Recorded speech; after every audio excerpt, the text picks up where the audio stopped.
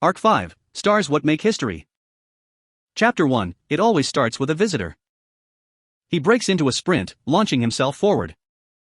Air breezes over the sweat that drips from his brow to his eyes. He blinks it away, ignoring it.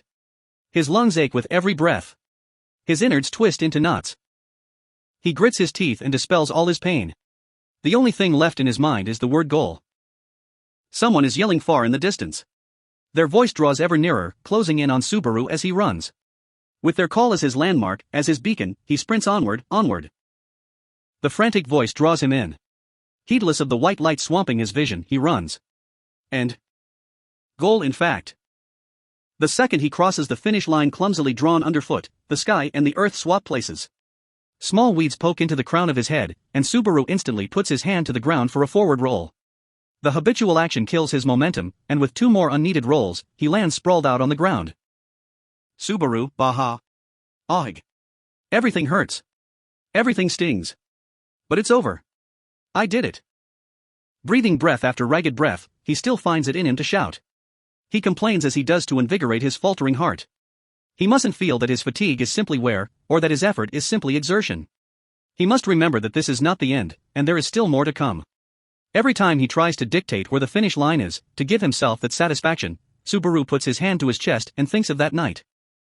Good job, Subaru, I suppose. A small silhouette enters Subaru's view from above.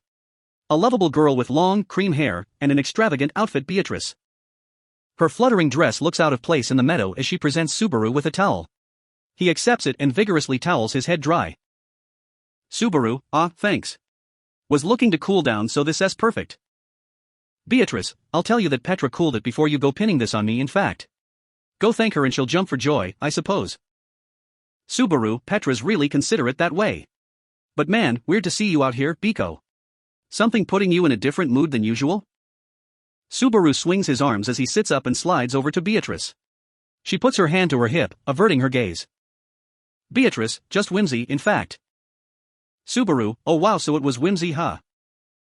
Beatrice, and I wanted to personally see what you're like when you're putting in your best, I suppose. While keeping her gaze averted, Beatrice easily unveils her hidden intentions. She's so much more honest now. Subaru feels keenly that time has earned him her trust. Beatrice looks like she wants to say something to Subaru as he grins, but... Beatrice, now, this must involve more than just gallivanting about, in fact. What comes next, I suppose? Subaru, I'll have you know this gallivanting is pretty taxing on its own, mademoiselle. While I cannot say whether I'll meet your expectations, I'm tackling the obstacle course of dreams next. Beatrice, right, in fact. You mean the playground that Garfield built in the forest, I suppose. Obstacle. Subaru, obstacle course. You don't have to force yourself to memorize it. Just ignore it. Beatrice, but Subaru, I want to understand every word you say, in fact. The smooth line makes Subaru's cheeks relax even further. Beatrice looks puzzled by his reaction, before she realizes what she just said, and her expression instantly shifts. Her cheeks are adorably pink as berries. Beatrice, and no, I didn't mean it like it just came out that way, I suppose. Subaru, no worries, I know exactly what you meant. Everything's cool, I love you too. Beatrice, you know exactly nothing, in fact. Subaru chuckles as he jumps to his feet and scoops a sour-faced Beatrice into his arms. She looks displeased in his hold, but makes no complaints about being carried. Beatrice, Subaru, you reek of sweat, I suppose. Subaru, breathe with your mouth then. Or just drain the mana directly. Beatrice, I'll sap you dry if that's what you're asking, in fact. Subaru, you're gonna be the one crying after that. Beatrice, as if, I suppose. Cease your nonsense, in fact. With Beatrice in his arms, Subaru breaks into a run. His breathing returns to normal during their banter. Beatrice makes a perfect weight for running from the track in the field to the obstacle course in the forest. Since she's far lighter than she looks. Basically a feather. Subaru soars with her in hand, so light he may have grown wings. Their new mansion is surrounded in just as much green as the old one. Shrubs grow in abundance throughout the verdant mountains. Subaru feels the cool breeze wash over his bangs as he launches into a run. Subaru, okay. All right.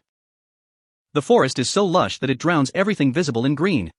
Here, Subaru sprints forward and lightly puts his hand to a sideways log, defeating the obstacle with only a small hop and his momentum. Vaulting proves an effective means of locomotion in places strewn with obstacles, or in urban areas with copious buildings. Parkour champions the technique, a sport that Subaru often watched on television, all while amazed at the superhuman feats of the athletes. He never anticipated once that he would be training himself in this field. Subaru, hop. Ha. Okay. The climbing apparatus is the star of this obstacle course that Subaru got Garfield to construct. One large post composes the central pillar, while logs are assembled together in the space around it. It is essentially a classical jungle gym, but with a slight avant-garde flair. The thing looks a mess to climb even while taking it slowly. Subaru leaps onto it with all the momentum from his sprint, using the slight contact his fingers and toes purchase to shoot himself upwards, as if scaling a vertical wall. He races quicker than the eye can catch all to the top of the jungle gym. But there's still more to this stunt, and more purpose to the gym. Subaru, hop. Hop. Hop. Subaru reaches the slight footing at the peak before hopping to the uppermost point of the structure. He gazes down. Drop looks about 6 meters. Obviously, nothing is laid upon the wild, mossy ground. While the earth could have been soft once, it is now well-trodden and hard. Meaning the terrifying fall is definitely going to hurt. However, Subaru, ha. Without any hesitation, Subaru leaps down to the hard earth. Entirely undefended as he is, this jump may appear the worst of his usual recklessness. But Subaru unhesitatingly stretches out his legs and contacts the ground. Suffering the pain of the impact, he writhes in hideous agony or not. Subaru. Subaru bends his legs and ducks to dissolve the impact, breaking into a forward roll to further avoid damage. One more roll and another onto his hands and knees, before he darts to his feet, sustaining no injury at all. He merely brushes himself off, wiping the dirt from his track suit. This is another parkour stunt, the land and roll. The stunt involves a landing combined with a roll to disperse the impact. It allows one to safely fall from moderate heights. While it's no big deal for superhumans, it is a question of life or death for ordinary human Subaru. Just practicing this technique should be broadening his horizons for what he can do. Subaru, so that's basically it. That improve your opinion of me? Subaru spreads his arms wide and looks to Beatrice, who watched the whole thing. Beatrice sits calmly on the stump for spectators, her eyes widening. Beatrice, honestly, I am a little surprised, in fact. It did improve my opinion somewhat, I suppose. Subaru, you're back in love with me? Beatrice, Subaru, recently, I've been having trouble deducing what you're trying to make me say, in fact. Subaru, I only want to know you love me. Beatrice's attitude already demonstrates it more than enough. Subaru gives the red-faced, indignant Beatrice a smile before glancing behind him. As shown by that spot of parkour, part of the forest has been repurposed into an obstacle course for Subaru. No one's going to complain about it, since it's on Roswell's land. But Subaru has to keep his honest urge to send Garfield occupationally into construction, having seen how easily he cleared the timber and built this, to himself. Garfield is surprisingly nimble-fingered and attuned to detail. Perhaps his young, reckless talent will bloom in more fields in the future. Subaru, anyway, guess we're calling it here for today. Beatrice, Hua, I suppose. Subaru catches the towel that Beatrice throws to him, and wipes off his sweat as he did in the field. Then he stretches his legs, waist, so on. The old world already drove the importance of limbering up into him, but now that he's seriously exercising his body, he truly does feel the effects. He can't do the splits, but he has grown more flexible. He puts his foot to a nearby tree trunk and stretches his body out. When he seats himself and spreads his legs, Beatrice walks over behind him and presses him down, letting him fall forward. Subaru, done stretching. Alrighty, let's get ourselves back to the mansion and blob out. Beatrice, indeed, in fact. That comment would have earned him an insult before, but Beatrice accepts it without argument. She is both accustomed to how Subaru handles her, and to responding to it. Beatrice reaches out for him. Subaru accepts, and hand in hand, they exit the forest. Subaru, Biko, are you holding back on the mana drain? It feels like you're taking less than usual. Beatrice, I'm at least considerate enough to take care when you're exhausted, I suppose. Subaru, my, how incredibly your opinions changed in just these 2 short hours. But we don't want you to suffer from this, go back to the usual. Subaru smiles wryly at Beatrice as he lifts their linked hands. She glances aside at him and sighs. Instantly, the usual sensation hits. Beatrice is directly entering the interior of Subaru's closed gate. This is the back door dedicated to extracting mana from Subaru, without passing through the gateway. Only she can use this back door, and it is Subaru's lifeline. Subaru's abused gate has completely stopped functioning. But the loss of his gate does not stop his OD from generating slight amounts of mana. Actually, it is proceeding to generate more and more mana despite the lack of an outlet. If left like this, the mana inside Subaru will frenzy, and he'll pop like an overinflated frog is how he understands it. But leaving aside whether he'll actually explode, Beatrice tells him it's dangerous. Since the mana exchange required to preserve their contract simultaneously resolves the issue, Subaru and Beatrice absolutely must have physical contact at least once daily. Subaru is constantly stockpiling tiny loads of mana, and Beatrice needs mana to function. Both in terms of personality and constitution, their compatibility is excellent. Although, Subaru, if you could mana drain people outside your contractor, we could easily keep you in mega lowly mode. Beatrice, don't you go mulling over that, I suppose. I thought we came to an agreement about that ages ago, in fact. And you are amassing mana, even if it is in small amounts, I suppose. Even if it is tinier than a sparrow's teardrops. Beatrice has an idiosyncrasy where she only mana drains her contractor. She had been constantly and randomly draining mana from people in Roswell's mansion before, but apparently that involved using the Forbidden Archive as a mediator. Beatrice, the Forbidden Archive was arranged to mediate my mana intake, draining it from entities inside the mansion in fact. Was Beatrice's explanation. So the plan to drain mana from Garfield, who looks to abound in the stuff, or from Amelia, initially struggling with her vast pool of it, is a wash. It's like someone silently telling him, of course it wouldn't work out that perfectly. But, while it disappointed him at first, he's glad for it now. Touching Beatrice is now a ritual representing more than just their relationship, and he likes feeling the truth of their connection. The relationship between Subaru the spiritualist and Beatrice the spirit differs somewhat from those of normal spiritualists. They need to recognize how their partnership represents them, by doing things like this. Beatrice, I'm done in fact. This is enough to fill me for today, I suppose. Subaru, okay, ha, nothing to it, ha, ha. Beatrice, I've already decided not to comment when it comes to your bravado in fact. Done with their daily ritual, Beatrice gazes flatly at Subaru. They step off the forest trail and onto paved ground, proving that they're close to the mansion. The path resembles the one from Arlem Village times, but now that it crosses through the nearby town of Kostual, it all feels far less remote. Beatrice, if I were going to pick, I'd say I preferred the quiet forest, I suppose. Subaru, I think noisy towns and quiet forests both have their appeal. I wouldn't pick one over the other. But since the capital's the only big city I've seen yet, Kostual feels pretty novel. Beatrice, HRMPF, in fact. Subaru, your ideas are mismatched with Betty's, I suppose. Beatrice pouts in clear dissatisfaction. Subaru pulls her onward, chiding her with a yeah as he heads towards the path to the mansion. When Subaru-sama. Beatrice-chan. Someone shouts their names, and the two of them look up. They find a girl running towards them from the road to the mansion. Her face and voice are familiar, and her adorable expression brightens upon sighting Subaru and Beatrice. Her auburn, shoulder-length hair flutters in the wind. The cat-like roundness of her eyes give her expressive face even more charm. Anyone would catch themselves smiling at her friendly, lovable attitude. A sweet wildflower, out of anyone's reach. That would be a good descriptor for Petra lady. Petra, I was just leaving to go fetch you too. Thank goodness we didn't miss each other. Says Petra after running up to them, out of breath with her hand to her chest.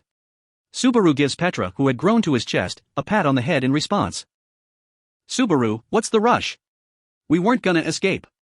Did you just get those baked tarts at the perfect temperature for us or something? Beatrice, then it's sensible that she would make haste, in fact.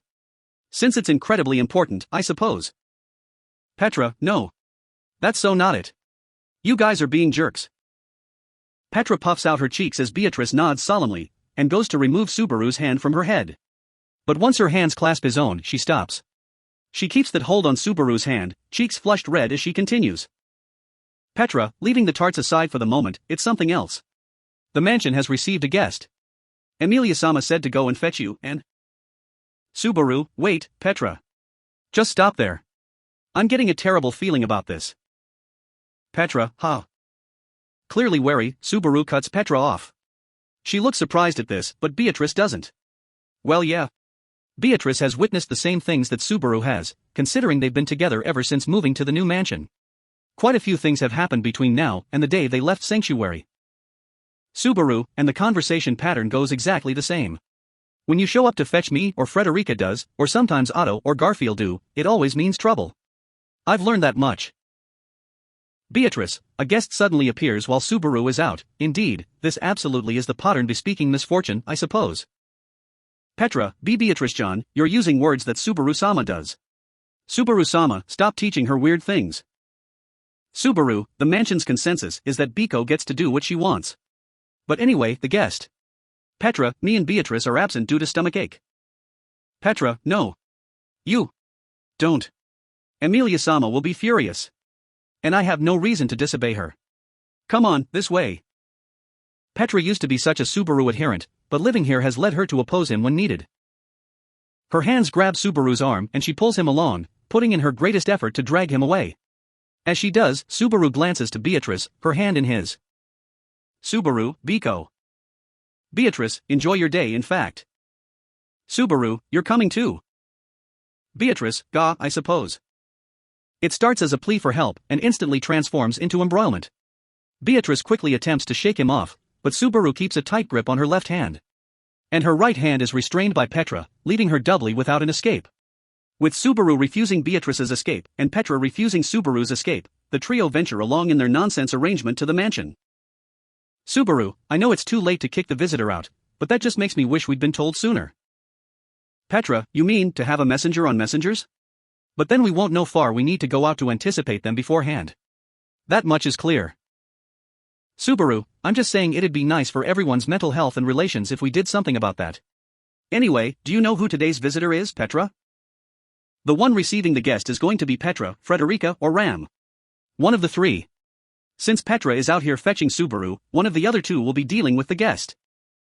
Petra, well, not really. Subaru, you don't know? Maybe you didn't see their crest, but you'd have to be seen the messenger. And even if you didn't, I'm sure they would have told you something when they told you to fetch us. Petra, they were in an incredible rush, saying that the guest was extremely important. But they didn't look important.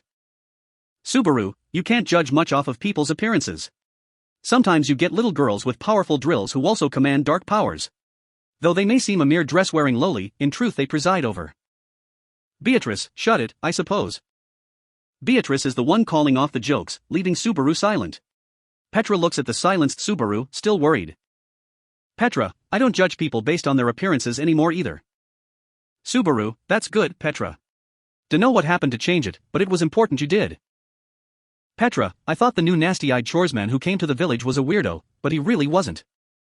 Subaru, it boomeranged. Stricken somewhere that he didn't expect, Subaru tilts his head at Petra. Never mind her first impressions of him, the stuff she mentioned earlier is important. Petra doesn't judge people by their appearance, but she still thought this visitor was odd. Subaru, so what are they like? Petra, I guess, a kitty? Subaru, a kitty?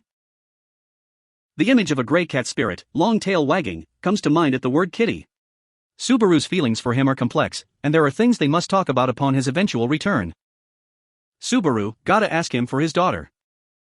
Beatrice, I thought of Bubby too, but Petra's surely seen him before, I suppose. So it can't be him, in fact. Petra, what kind of kitty was it, I suppose? Petra, it's so cute that you're calling them a kitty too, Beatrice John.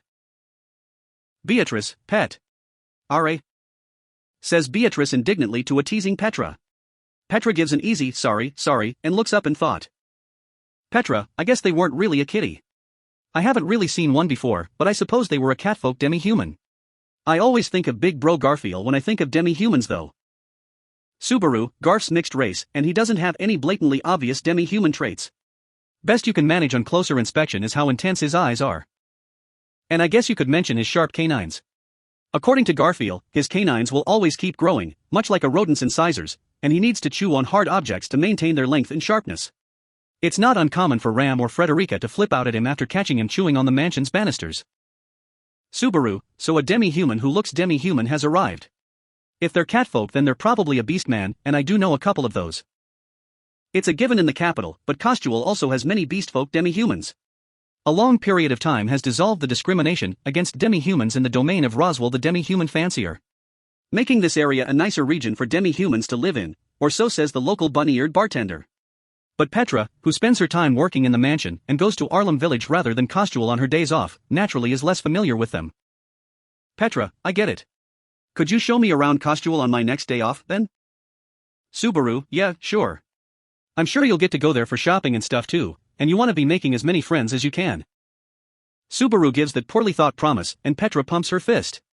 Beatrice only sighs and smiles wryly at Subaru. Subaru, and we're here. Back at our beloved abode.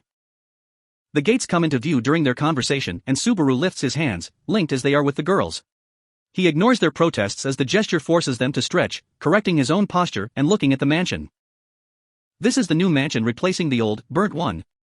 Its exterior gives the same western feel that the previous did, and is similarly designed. There is space between the front gates and the doorway, with garden lawns flanking the gravel path. On the right side is a fountain, while the left continues into a path to the side end of the mansion, where carriages are parked, that has stables for earth dragons. The fountain comes with an installation of colorful flowers, and at a fixed time daily, it sprinkles them with water. One section of the flowerbed holds Subaru and Petra's vegetable garden, letting them harvest fresh vegetables in season. It's quite well praised when the crop is bountiful. The group pass through the front garden and the gravel path, leading them to large double doors. The knocker shares the shape of the Mathers family crest, using the raptor motif, which indeed makes this feel like the primary estate of the Mathers. Subaru, I noticed an unfamiliar carriage over by the stables. Guess it's the visitors. Petra, the carriage is a dragon carriage, but it wasn't being pulled by anything like Petrashjan. It wasn't a dragon, it was more like a big dog. Subaru, pulled by a big dog, actually, maybe it's. Thinking back on his internal bestiary, Subaru gets a clue of the visitor's identity. But before he can reach a definite answer, the solution ends up finding him. Which is to say, oh. Hello mister, it's been Vivir. Have you been well? A stupidly cheerful, high-pitched voice comes hurtling at Subaru, startling him as he opens the door. Petra gives a wry smile, and Beatrice squeezes Subaru's hand slightly. With these reactions in the corner of his eye, he looks ahead at the figure bounding toward him. They are small. They are shorter than Petra, but a little taller than Beatrice. Meaning that they're a child's height, but this may be as tall as she'll ever get. Her body is covered in short, orange fur, and her alert cat ears are adorable. Her eyes abound with curiosity, and her loud mouth is curved mischievously. Her long, orange braid is very feminine, and her perfectly fit white robe makes her all the more cute. She's effectively a bipedal kitten and in some sense, a cat lover's dream. A catfolk and one who Subaru knows. Subaru, Mimi. It's been ages. You're as full of energy as always. Mimi, MHM. Yup. I'm super duper full of energy. You get it, mister. And I even grew bigger, and now I'm an adult. HMHMHM. Mimi puts her hand to her hip, smirking boastfully as her tail sways to and fro. She just looks like a lively, energetic girl, but actually she is a vice chair of the Beastman mercenary company Iron Fang, with considerable fighting prowess and many other surprises. She once helped Subaru in fighting the white whale and Betelgeuse, and shares his tendency to be cloyingly friendly and familiar with anyone, which perhaps makes her the best friend he unaffectedly made during the whole affair. Incidentally, Iron Fang is basically the private army of Amelia's political opponent Anastasia Hashin, so they are an enemy going by that. But being hostile towards Mimi is entirely tasteless. Subaru, thanks for coming all the way. Right, introductions. This cute maid here is Petra. She's an upcoming almighty maid who works in our mansion. And this blatantly very lowly is Beatrice. Mimi, okay. I got it. The maid who's Petra's and your baby. Got it. I won't forget it. Beatrice, I feel she's remembering me by hideously improper means, in fact. Beatrice is trembling, hiding behind Subaru's back. It seems she's scared of Mimi, and how unforgivingly forward she is. Mimi mercilessly dives into her. Mimi, what? You'll never be big like me if you shrink up like that. Come on, get out here, out you get. Beatrice, stop, I suppose. Betty doesn't mind being small, and you're too small to be saying this anyway, in fact. Mimi, HMHM. Listen to the rookie. I'm huge inside, so my outside's gonna catch up to me before long. The boss said so. Beatrice, it's nonsense, I suppose. Mimi pulls Beatrice to the front, manhandling her entirely. Beatrice looks to Subaru for rescue, but he enjoys watching her being people-shy, while also making friends, and simply watches over her with a fatherly look. Petra, Subaru-sama. Beatrice-chan is looking to you in sheer terror. Subaru, people mature by battling their weaknesses. Biko is a little too averse to new things, so it's best she start developing the challenger's mentality now. Let us watch her in silence, Mom. Petra, Mom, why yes, let's. Subaru senses his mistake as he sees Petra blush and fall silent. But correcting it would be a mess, so he decides to go with it. He turns his attention to Mimi, dancing circles around the room with a tight grip on Beatrice's hands. Subaru, so if you're here, then are the others? Are your brothers or Ricardo with you? Also, I'd really rather goddamn Julius not show up without booking in first. Anastasia's knight Julius Jaculius has a very complicated relationship with Subaru. Subaru doubts he can be sincere with him even when seeing him face to face. Subaru knows he has some trouble dealing with Anastasia, but she's still preferable to Julius. But Mimi casts aside Subaru's worries with a shake of her head. Mimi, nope. Not Hitaro or Taibi or the boss or Julius or my lady are here. It's just me. I'm here all on my own. HMHM. Subaru, that's impressive and all, but what are you here for, then? Mimi, oh right. Mimi tilts her head before pouncing onto Beatrice. Heedless of Beatrice as she hurries to support her, Mimi gives a sunny smile. Mimi, I'm inviting you to a party. My lady said let's all hang out. So here I am to invite you. I'm super excited. Super excited. Chapter 2, Pedigree of the Poseur. Subaru tilts his head, Mimi merrily waving her arms as she takes the lead. Party is a pretty extravagant word, and it's coming out of nowhere. Subaru, a party invite, from Anastasia-san? But that's still like, what happened? Is there something to celebrate? Mimi, celebrate? Celebrity? Whatever. Who cares, it'll be so much fun eating food and getting drunk. So much fun. Subaru, you're clearly too young to be drinking. Mimi, he. I'm an adult as of this year. The boss says I can drink. But my lady says I can't. Mimi puffs out her chest, and the belled ornaments in her hair chime. Subaru's eyes shoot open in shock. Subaru, what, you're allowed to drink, then you're fully grown. No way. How old are you? Mimi, I just turned 15. So I'm an adulty adult. I'm a big girl. Subaru, big girls don't talk like they're still in grade school. But anyway. Having regained some composure, Subaru puts his hand to his chest as he recognizes the differences in adulthood between this world and the old one. It's essentially the same as Genpoku. The age of adulthood is about 15 in this world, and that's when it's legal to drink and smoke. Subaru, would be the right way to consider it Petra? Petra, yes, that's right. But going into more detail, boys leave their homes and find work at 15, while some girls start getting married around then. If they don't get married, it's also when they'll usually start working. Like me. Subaru, which means you left your home pretty early. You're a feisty girl, you. Petra, I'm phase. I don't think that was a compliment. Petra glares at Subaru, who heads over to an exhausted Beatrice. Mimi has released her, and her pigtails are in some disarray. She looks bitterly up at Subaru. Beatrice, after participating in your training and being manhandled by this cat, Betty is exhausted, I suppose. Subaru, carry me, in fact. Subaru, participating? All you did was watch. Beatrice spreads her arms out, reaching for Subaru, and he scoops her into his arms. He's more muscular than he used to be, and since she's light as a feather, the weight doesn't bother him at all. Though, he does sort of look like a dad cradling his daughter now, which is not ideal. Mimi, oh. You're holding the baby. That's awesome. Hold me too. Me too. Subaru, your boss be another story, but I physically can't do it. Request denied. Mimi, what? That's no fair. No fair. Unfair. Unfair. Mimi scampers around Subaru as he holds Beatrice.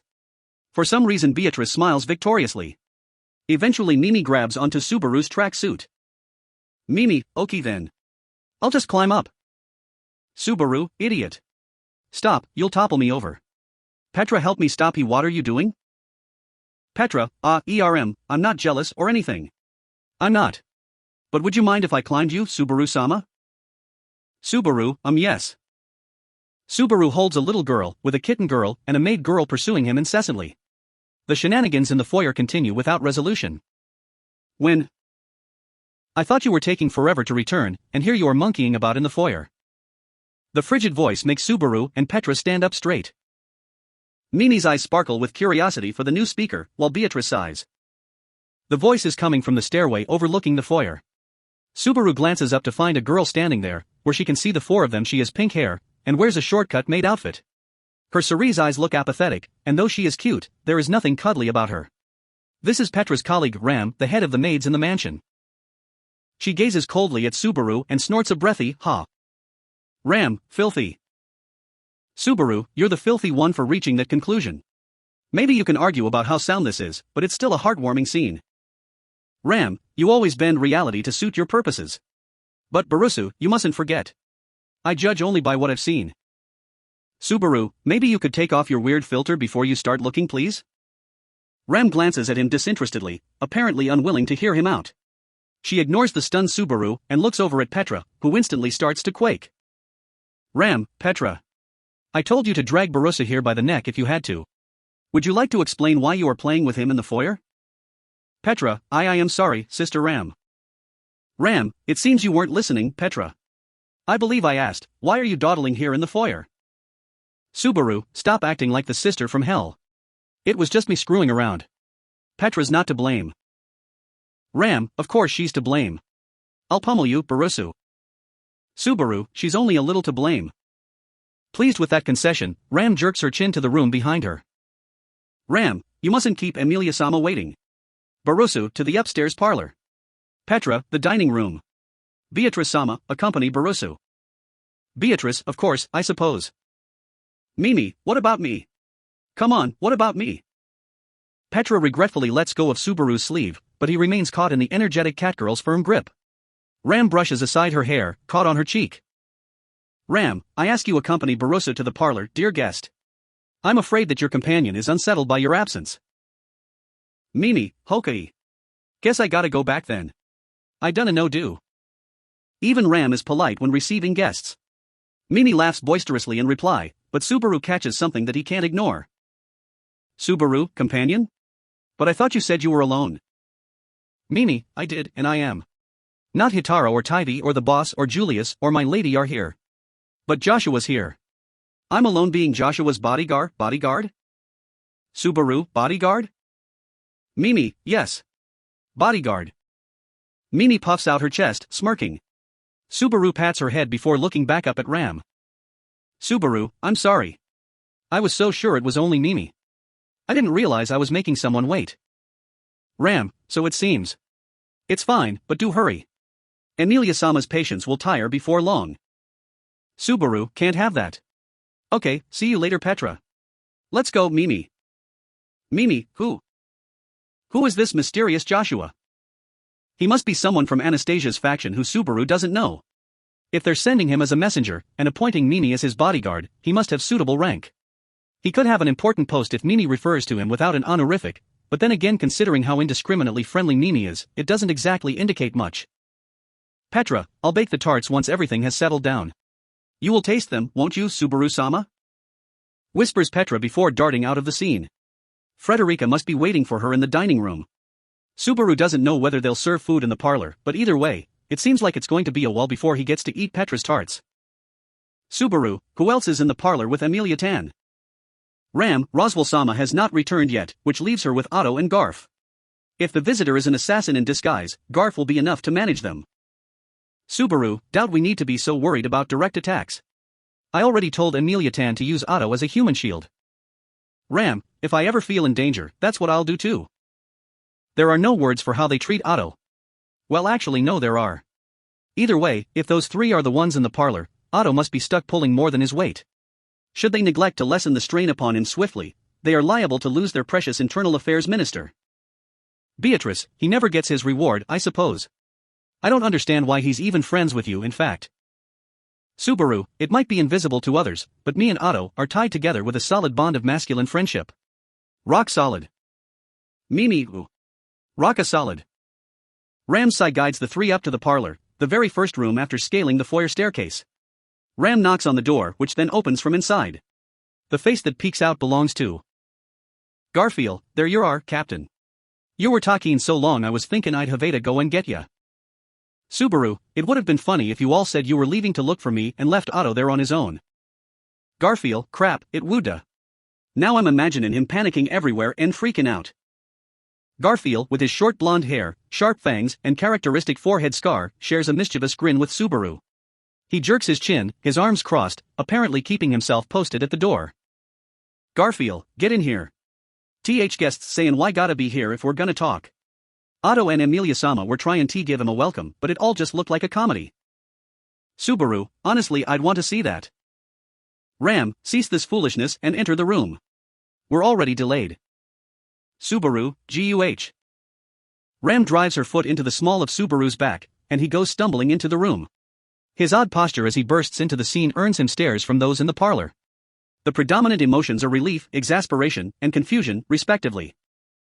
Subaru suppresses his urge to make excuses to the relieved and exasperated parties about his tardiness, and turns to face the confused individual. The prim, handsome man gazes back at Subaru. A well-tailored outfit garbs his slender frame, and his long violet hair is tied in a ponytail. He exerts a scholarly air, and his monocle only supports that impression. His yellow eyes are rather sharp, and between that and his pout he peers at Subaru's unfamiliar face, he looks displeased. Neither party makes the best first impression on the other. Man, and this would be. The visitor is the one to speak first. He looks away from Subaru, and to the two people seated before him. A beautiful girl, with silver hair flowing down her back, is the one to nod and answer him. Emilia, right? I apologize that he arrived late. This is my knight, Natsuki Subaru. A tingle shoots down Subaru's spine. The words my knight are simply so wonderful that they captivate him every time. Man, and may I point out that he seems, enraptured. Beatrice, Subaru. Stop making funny faces, I suppose. He's going to think, this feels quite forceful in fact. No, you're holding too tight Subaru. Ow. Ouch, I suppose. Subaru, sorry. Was tripping. He had almost unwittingly squeezed Beatrice to death to distract himself from his feelings. A Biko hug or also a bear hug. That's what it was. Anyway. The guest looks on skeptically as Subaru clears his throat and puts down Beatrice. Subaru, as stated a moment previously, I am Natsuki Subaru. I serve as knight to Emilia-sama, who makes her presence before you. It pleases me to make your acquaintance. Man. The tracksuit makes it a little slovenly, but his manners align perfectly with courtly etiquette. He used to think cynically of the pretentious attitudes of knights, but now that he's trying it himself, he finds it works surprisingly well for him. It's not a question of whether it suits him or not. It's that he feels himself being more of a knight. The pressure, knowing that one misstep will leave him a laughingstock, gives the rigid seriousness meaning. Under the tutelage of Garfield, with his extensive knowledge as a knight fanatic, Subaru has fostered etiquette that disgraces him not as a knight. Subaru glances to the door to find Garfield watching him, satisfied. Garfield notices Subaru's glance and flips him the bird. Subaru taught him the gesture, but he's using it wrong. While he may be a good teacher, Garfield is a failure of a student. Man, you humble me. I myself am Joshua Jukulius, visiting you as an envoy on behalf of Anastasia Hoshin-sama. Subaru, then you would be Joshua-san. What a fine name. Still, I must apologize for my poor punctuality. Allow me to Jukulius? Halfway through the diplomatic fineries, Subaru finds himself tilting his head at the familiar word. Joshua nods with a yes and adding on to that. Emilia, that's right, Subaru. Joshua is Julius's little brother. And they're both supporting Anastasia together, it's so sweet.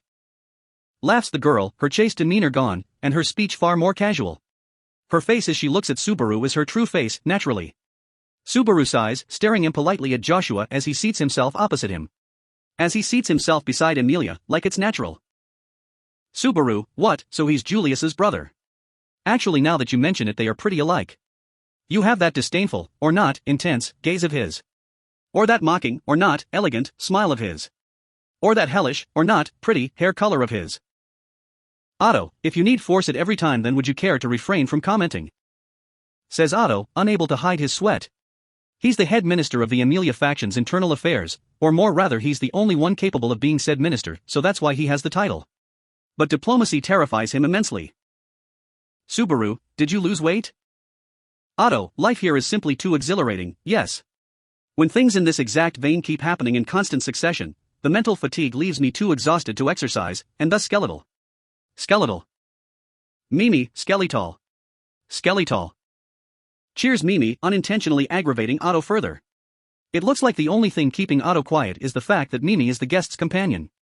She disregards him entirely as she scampers over and leaps onto the seat beside Joshua. Beatrice also looks at the seats. But Subaru, Emilia, and Otto are fully occupying the seat opposite Joshua and Mimi. They could scooch together to open room for Beatrice, but it would look lame. And so Beatrice promptly seats herself on Subaru's lap. Subaru naturally loops his hands around Beatrice's waist, making sure she won't fall. Subaru, now, finally getting to the main topic. Joshua, please wait. Who is this girl? And Joshua winds up too flustered to talk. He points at Beatrice, sitting on Subaru's lap, and leans forward so forcefully that his monocle slips. Apparently he lacks Julius's composure. Subaru decides that he prefers this to Julius, while Mimi instead speaks up. Mimi, geez, you're so behind, Joshua. This is Biko, she's Subaru's baby. It's so obvious. And beside him's the mommy, and beside her's the housekeeper? Otto, honestly I am far too unconfident about what my current standing is to be hearing that I'm the housekeeper, so would you please care to stop? Mimi, housekeeper. Housekeeper. Wow. It's like a witch-beast name. Otto's pleas are entirely ineffective on Mimi, the embodiment of dumb innocence. Nobody bothers to react to Otto, who slumps his shoulders. Subaru puts his hand on Beatrice's head. Subaru, sorry for not introducing her. We're just so used to sitting like this that I completely forgot to explain. Emilia, Otto-kun forgot to mention it too. And it caught me unawares as well. Subaru, who says caught me unawares anymore? It's Emilia's usual phrasing, but Subaru agrees with the sentiment. And Otto must be getting so accustomed to this life that he's forgetting to interject with common sense. It's a good problem to have. Subaru, this is Beatrice. Mimi's right, she's the child of myself and Emilia-sama. Joshua, what? Joshua, aghast. Emilia, geez. No she's not, Subaru. Look at how you shocked Joshua. I know we kissed, but you can't make babies by kissing. I've been studying. Subaru, sorry, Emilia-tan. I think some private stuff just got thrown right into the open. It was my bad, so I'll just introduce her normally. Beatrice, this is what you get for using me for tomfoolery, in fact. You best regret it, I suppose. Subaru forces a smile at Emilia and Beatrice. Emilia's misunderstandings about making babies have only been rectified when it comes to making babies by kissing. Subaru couldn't go any further into the topic, and, anticipating the shock the subject would give Emilia, the faction's women decided to wait until she's more mentally mature. Basically everyone is overprotective. Joshua, so, Miss Beatrice's true station would be. Joshua fixes his monocle, overwhelmed with his initiation to Roswell Mansion and its people. But shouldn't the unruliness of everyone here be pretty close to Anastasia's faction, which has Iron Fong? Subaru, I'm sorry that the conversation keeps slipping. Beatrice may look like an ordinary, lovable little girl, but she is actually my contracted spirit. She is a Lolograni. Beatrice, exactly, I'm a spirit, in fact. And I know that you're mocking me with that word Lolograni, I suppose. Beatrice brushes Subaru's hand aside and digs her head into the underside of his chin.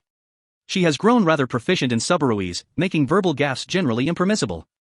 Lolograni is just a combination of granny and loli, a word that he has already explained to her, so of course she saw through this one. Joshua's reaction to Subaru and Beatrice's heartwarming exchange is extreme. His prudish but charming face falls frigid. Joshua, I see. She's a spirit. Nobody who catches his whisper can decode his sentiment. It's not that he's hiding his emotions. It's the opposite. The emotion is so convoluted and complex that it's impossible to tell what lies at its core. But everyone can see that it was not a very friendly statement. Garfield, hey, guest. You got a problem with our captain having a spirit with him?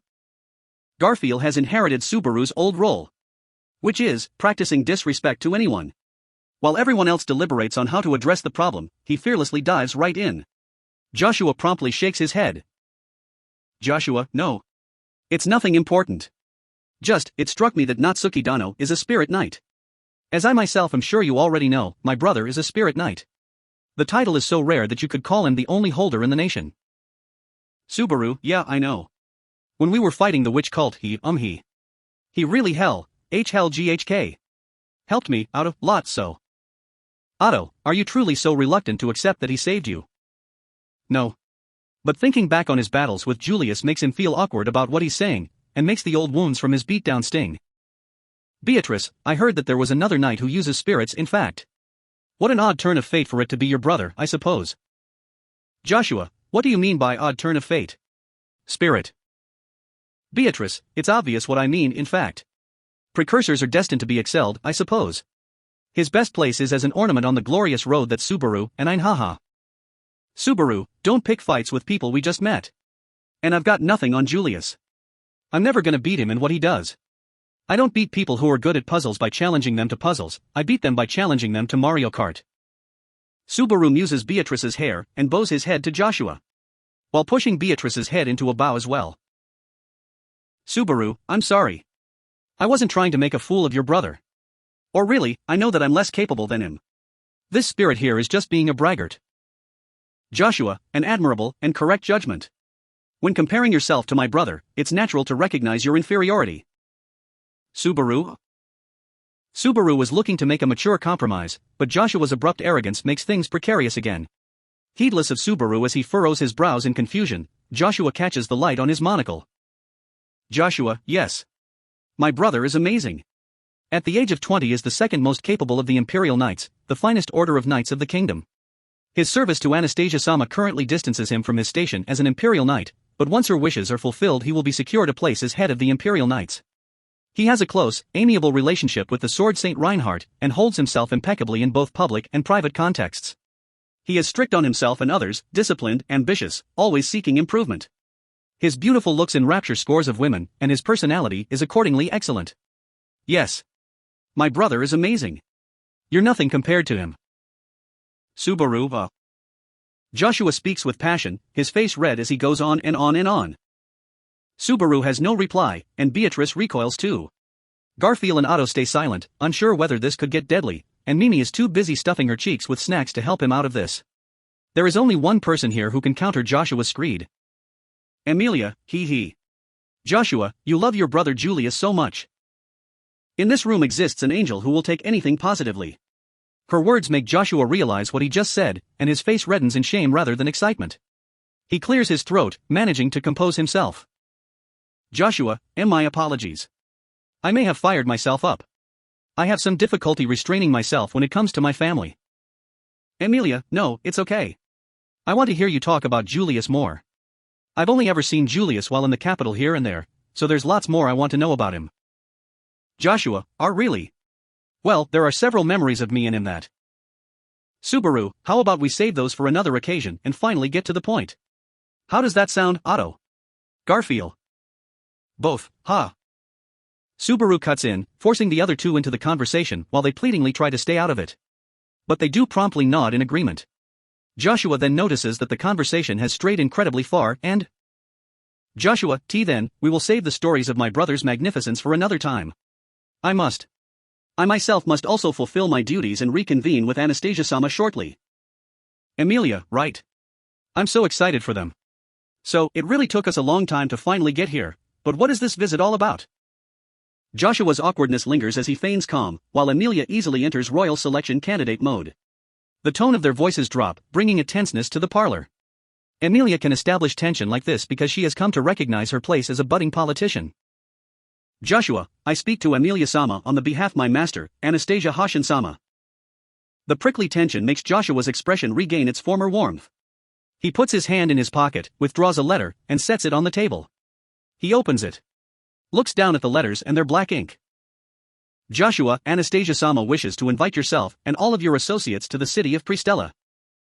Amelia, an invitation to Pristella City. Pristella is the Watergate city, yes? The big city near the border between the Kingdom of Lugnica and the Kararaji city-states. Joshua, you are correct. Anastasia-sama is presently sojourning there, rather than the capital, and she wishes to invite you. Joshua quietly lowers his head. Amelia looks away from him and glances to Subaru. Obviously, this gaze means, what are your thoughts? Subaru feels similarly to Amelia about the whole thing. Everyone knows that Anastasia is staying in a mansion in the capital's noble district while she's in Lugnica. When Mimi mentioned an invitation to a party, Subaru was certain it would be to that mansion. Joshua, Pristella is a scenic place. The city is distinctive in itself, and makes for a popular tourist destination. Anastasia-sama finds herself delighted and at ease there. Subaru, it'd be great if you were just showing us a nice place, but you're not, are you? Amelia and Anastasia aren't friends. If Subaru remembers this right, then Anastasia was particularly harsh on Amelia during the dialogues in the palace. The candidates most unsparing toward Amelia were her and Priscilla. Crush is simply not racist, and Felt is in Amelia's debt. So, while Anastasia did help during the White Whale and Witch Cult fights, Subaru's personal opinion of Anastasia is not very good. So he doubts that this invitation is anything so kind-spirited. As if supporting Subaru's doubts, a grin etches itself over Joshua's face. And Joshua, Anastasia-sama invites you out of her beneficence. She has noticed the valuable object you are searching for in Pristella. Amelia, what I'm searching for. The instant that Amelia shows her interest, Otto's expression screams, he got her. This tells Subaru that Joshua snatched away predominance before they could stop it, but he still cannot see the crux of this deal. In that delay, the opponent takes full control of the conversation. Grinning, Joshua speaks on. Joshua, in Pristella City there is a shop selling spellstones, in which slumbers the high-grade colorless stones that you desire. I believe that you are currently seeking an anchor for the Great Spirit? The second that Joshua gains dominance, the Amelia faction are fated to leave for Pristella. Chapter 3, each gives perspective. Amelia, it wasn't fair to Otto that we decided so much on our own. After speaking with Joshua and returning to her room, Amelia speaks as she offers Subaru a seat. Subaru seats himself there and chuckles. Subaru, leaving Otto's panic aside as a legend for future generations, I basically always support your ideas, Amelia Tan. But if I'm gonna mention something to be worried about, it'd have to be the fact that they're ready and waiting for us. Amelia, I don't think Anastasia would take risks anyway, if she's sending messengers. Mimi-chan may have been there, but Joshua Cohen still took control when I tried to take control. Subaru, she recognizes you as an opponent if she's sending her knight's family as her messenger. I always wondered why in Sengoku dramas, when they send important people as messengers, they don't just kill them. But turns out there's all this background stuff. Didn't think I'd be learning that by experience. It's a question of trust between the parties and the people. If the people learn that the rulers acted unjustly, it harms the rulers' standing. And each faction faces too many enemies to be acting disgracefully. Otherwise, since a group faces more clandestine enemies the larger it grows, it's simple logic to be careful when challenging influential people. The meeting with Joshua Jukulius is over, and night has fallen upon the new Roswell mansion. Since it would be awful to send them back on the same day they arrived, they offered to let Joshua and Mimi stay the night, and accepted the invitation to Pristella City. Joshua had been rather imposing when discussing the topic, but everyone saw his relief peeking through when their side accepted the invitation. His monocle was likely just a decoration to garner a certain impression from others, the earnest young lad. Subaru, he's way more likable than his brother. Amelia, you are always so insincere about Julius. Do you still have a grudge from that time in the palace? Amelia catches Subaru's mutter, and amusedly pokes fun at him. Just thinking about the affair used to make his face redden in shame, and his stomach burn with indignation. But how about now that some time has passed? Subaru, it's still too vivid for me to laugh and smile about it. I was young back then. And I have reflected on my actions. Wish he'd do the same. Amelia, but I heard you both apologized and made up. It's so uncool to give shallow apologies and keep simmering on the inside. Subaru, MNNGH. But I'm only human. Amelia looks at him reproachfully, but Subaru remains stubborn. Subaru looks away. Amelia frowns at him for a moment, but ultimately can't hold back her grin. Amelia, fine. Subaru, you are just so stubborn. But you're not allowed to fight with Julius if we see him in Pristella. You're a knight now, and knights mustn't misuse their power. Subaru, yeah you've bested me my liege. Subaru covers up his blushing with some jokes and rubs at his upper lip.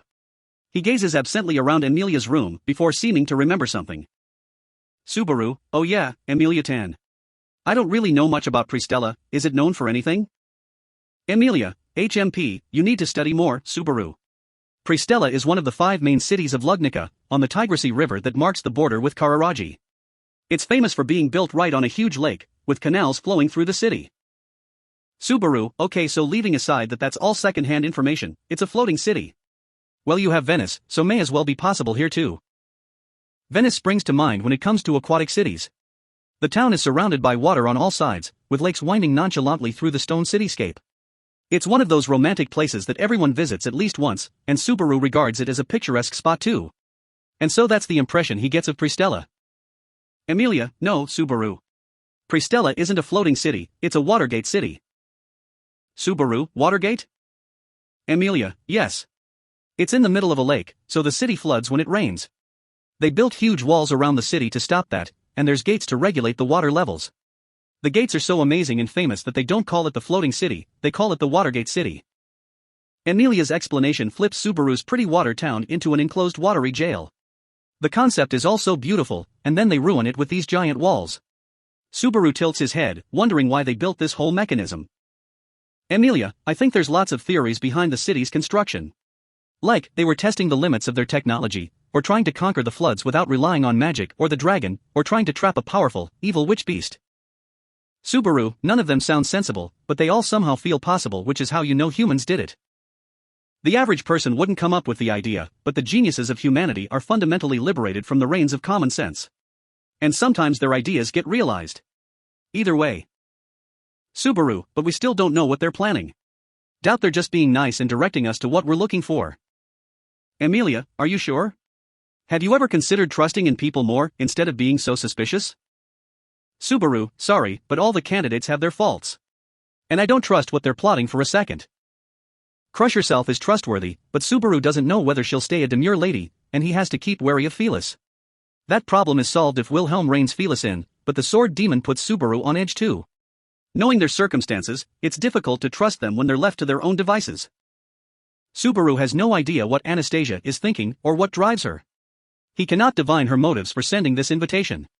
Julius may be the knightliest of knights, but Anastasia is ultimately in control. And the business lives of the members of Iron Fang are unrelated to who they are as people. Subaru can't dislike them. Reinhardt and Rom from the Felt faction may merit trust. But Felt's thoughts are unclear to Subaru. So long as she's willing to participate in the selection, Subaru must brace for the tricky, devious girl to be scheming something. If she seriously deploys Reinhardt, and he becomes their enemy, their chances of beating him in combat are a dream within a dream. The Priscilla faction is hardest to read. Subaru cannot trust either of them. L might also be from Japan, but he is surprisingly loyal to Priscilla. So he will not stand up for Subaru, while Priscilla's capriciousness is already terrifying. She could randomly visit to decapitate him with a smile on her face. That's her breed of absurdity. Even though a year has passed, no candidates know the motives of the others. Subaru needs to probe deeper if he wants to know more than what he learned at the palace. Which is one reason for accepting this invitation. Subaru, honestly I am terrified of being in Anastasia's debt. How did she figure out you were looking for a colorless spellstone anyway? Amelia, Puck showed himself in the palace, so I didn't want anyone to know he's limited. I was trying to be so careful, but you just can't stop people from saying things. Subaru, that's what happens. So even if we get the spellstone, it just means things are back to status quo from the other faction's perspectives. The benefits are in establishing the debt. That said, Puck's return will enhance Amelia's already significant combat strength. But no amount of combat power alone will secure Amelia's win in the selection. It would just make their defeat of the sizable hare more convincing, if anything. The defeat of the sizable hare in Sanctuary. This second achievement of the Amelia faction, unrelated to the defeat of Sloth of the Witch Cult, is unfortunately not recognized by the public. There were no witnesses to the hare's defeat, and it is impossible to retrieve any corpses as proof. They threw the thing into another dimension never to return. It's the truth, but not believable. The El Shamak spell that Beatrice used is forgotten in this era, and she lacks the mana to demonstrate the technique again. So while they reported the hare's defeat to the capital, it is yet to be deemed as a legitimate achievement. And if they go into detail, they will have to describe Sanctuary in detail too, and thus reveal that Roswell kept a hidden village in his territory. Ultimately they had to stop pressing the issue. They were told that their claims would gain credibility if the hare remains unseen for the next decade, but by that point it's too late to be a useful achievement. Though it doesn't bother Amelia too much, since it all happened extremely suddenly. Subaru, but it's still annoying. Seriously, how much pain did those fucking rabbits put me through? Amelia, but we really did beat the sizable hare, even if they don't believe us. That scary witch beast won't hurt anyone else anymore. Isn't that enough? Subaru, Amelia-tan, you are way too positive and kind. When you do something righteous, it ought to be acknowledged. Amelia speaks magnanimously, making Subaru recognize how pathetic he is. How nice would it be if he could think the way Amelia does? He will never achieve it. It just irritates him not to get recognition he deserves. Amelia sees Subaru sulking, and her mouth relaxes into a smile. Subaru hasn't noticed that Amelia sometimes gazes at him with this tender look in her eye.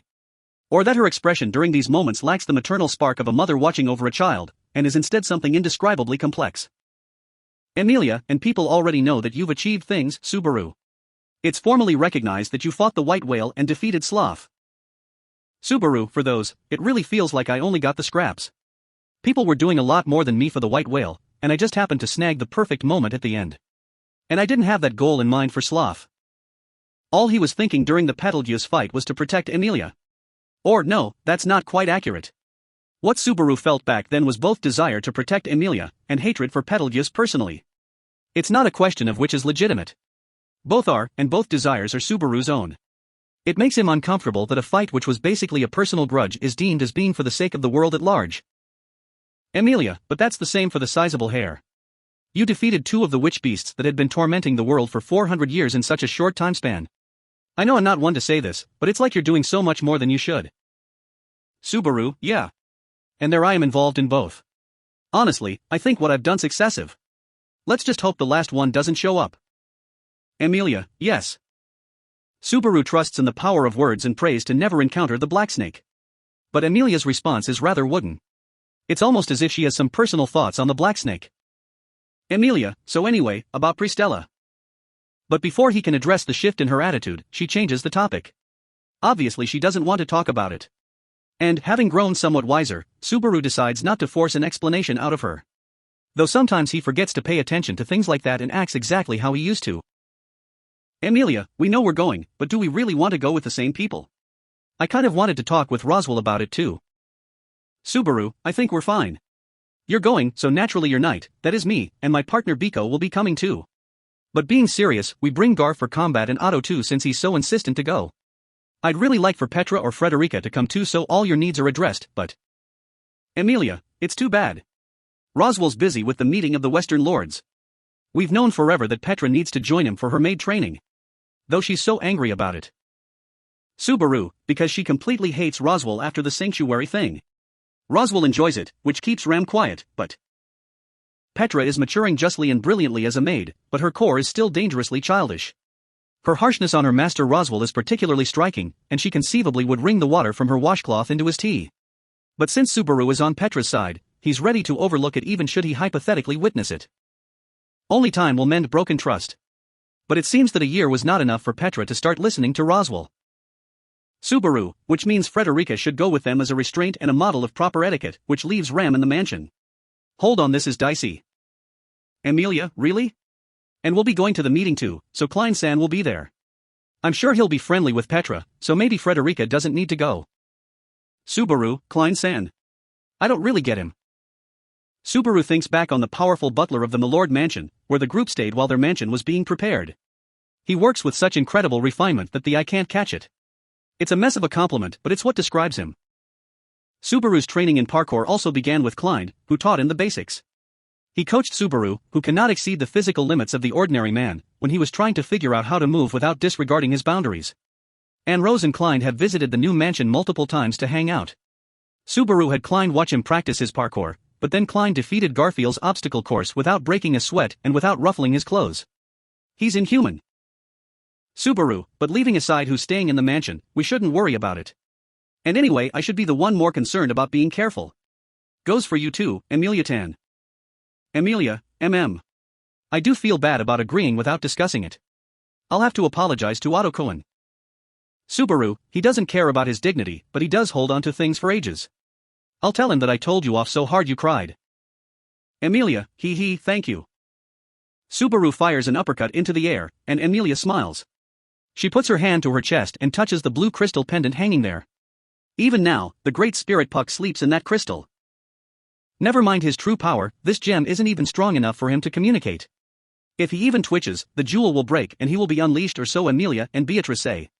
Once he is free, Puck will inadvertently bring great destruction on the environment, eventually run out of mana, and disappear back to where he came. Amelia is constantly supplying the crystal with mana, so that this doesn't happen, and preserving Puck. Now they just need to make a good crystal from colorless spellstone, and they should be able to restore him. Anastasia is saying she has seen spellstones that can withstand this wear. Amelia, once I can talk with Puck again, there are so many things I want to ask him. So. Amelia closes her eyes, saying nothing more. Her long eyelashes quiver, and Subaru quietly scratches his head. He can only vaguely figure what Amelia is thinking. Subaru, you better get back here, cat spirit. I got a mountain of complaints for you. And, as her knight should, he agrees with her alongside his insults. Otto, you know. I'm saying this with everyone's best interests in mind. Otto Suwon slams his glass to the table, clearly in a bad mood. After his conversation with Amelia and dinner, Subaru decided to see Otto before his nightly routine, and has been listening to him drunkenly complain for the past while. Garfield, it's been like this whole time. My amazing ears re-sick it. Says Garfield in exasperation, sitting beside Subaru as he listens to Otto complain. He sticks his pinky in his ear and scratches his head, his sharp fangs clicking as he laps at his glass of milk. Subaru is insisting that they not give alcohol to minors like him. Frederica and Ram agree, and he is trying to establish 20 as the drinking age in Roswell Mansion. Also one time naughty Otto encouraged Garfield to take a sip of alcohol, and it turns out he can't hold his liquor at all. Now just seeing a bottle of the stuff is enough to make him grimace. Subaru isn't going to break the laws from the old world, so the only drinkers in the mansion are Roswell, Otto, Ram, and Frederica. Which means that the only drinker in the room is Otto. Subaru, don't sulk. Amelia's sorry about deciding everything on her own. She knows she should have discussed it. Don't think it would have changed anything though. Otto, but there is more to things than their outcome. The process is important. You often get conversations where the conclusion is apparent from the very beginning, but the course you follow to get there is essential. Especially when we're unguardedly accepting their offer, you mustn't play into the opponent's hands. Subaru attempts to smooth things over, but Otto snaps at him. He's completely correct, so Subaru can't rebut him, but... Subaru, what the hell, you sound like an actual internal affairs guy. After how hard you resisted it in the beginning? Guess you weren't so reluctant about it after all. Garfield, we're just accepting a damn invitation, it ain't that complicated, Otto. Otto, it's almost invigorating how little you two have changed. Subaru and Garfield dig into Otto in concert and high-five. The three friends are around the same age and often hang out together. It is beautiful how naturally their conversations fall into this exact pattern. Who cares about what Otto thinks? He makes a wonderful internal affairs minister. He was well educated as a merchant's son, learned the ways of the world as a traveling merchant, and he's both smart and calculating. This has to be a better fate for him than somehow getting swindled into slavery. Though, he still tilts his head, wondering how this even happened to him as he chips through mountains of paperwork. Guy's stubborn. Since he's seen Roswell's confidential paperwork, is accustomed to his post as Amelia's helper, and is neck-deep in managing the territory of Margrave Mathers, he has no hope of escape. Otto, what is that pitying look? It's like you're gazing at a chicken seconds before strangling it. Subaru, it's more like I'm gazing at a battery hen that only gets to live for its eggs. Otto, even worse. Garfield, you be quiet now. And stop teasing him so much, Captain. Rules re-t keep it T10 Ottos a day. Otto, how much is that? How much is 10 Ottos a day? Yells Otto, his face red, but neither Subaru or Garfield respond. This is what it's like when he's drunk. He's working a stressful job, so they give him his drinking time, but it might actually just encourage even more stress. Subaru, Otto vents best by yelling anyway. Otto, clearly not. Garfield, yeah now quiet down and pour yourself another drink. Anyway, Captain, got something I want to check with ya. Subaru? Don't get that often. Go ahead. Otto grumbles as he refills his glass and quietly sips at it. Garfield glances away from him, his mouth white with milk. Garfield, ask about what the enemy's doing, obviously. The candidates ain't never got any scuffles going before, and now she's up in our face looking fair a fight. She gotta be up to something, yeah? Subaru, you mean, you think she just challenged us to a duel? Garfield, course I goddamn do. That's what she's thinking. Forget that weedy Joshua prick, you see the cat kid who was with him? The cat kid is the same age as you. The comment is too tasteless for Subaru to actually say it. But what's his problem with Mimi? Far as Subaru could tell, she was acting the same as usual, just reaching for her tea and biscuits. And she did the same thing through dinner too. Garfield, that girl's damn tough. And she was staring at my amazing self, not just during the talk, but all through fucking dinner. She must have figured out MTH strongest guy in the place. Subaru, are you sure? No, I mean, Mimi is strong and she is kind of a battle junkie, but she doesn't seem marginally smart enough to have ulterior motives. Subaru can only see her as transparent, or actually just airhead.